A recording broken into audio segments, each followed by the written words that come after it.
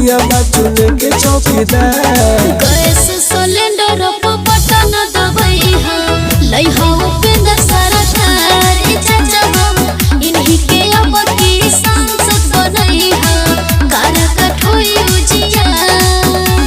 उपेंद्र चाचा जिंदाबाद जिंदाबाद जिंदाबाद, काराकाट की जनता जिंदाबाद जिंदाबाद जिंदाबाद। लई हां उपेंद्र सरकार चाचा हो कारा कठोई उजिया।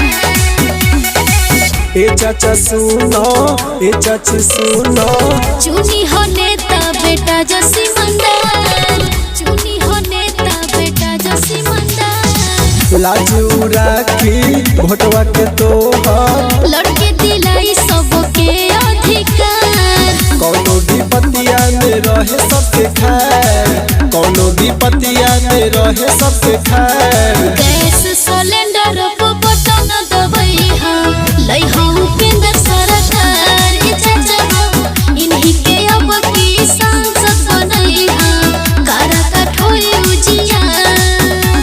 उपेंद्र चाचा जिंदाबाद जिंदाबाद जिंदाबाद, काराकाट की जनता जिंदाबाद जिंदाबाद जिंदाबाद।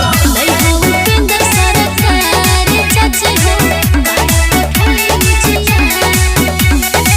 करत काराकाट के धरती पुकार बा, सबके हु मांगत उपेंद्र सरकार बा, सबके हु मांगत उपेंद्र सरकार बा। दीहे बदल कारा काट के भगिया, नया है सोच इनकर नया विचार बा।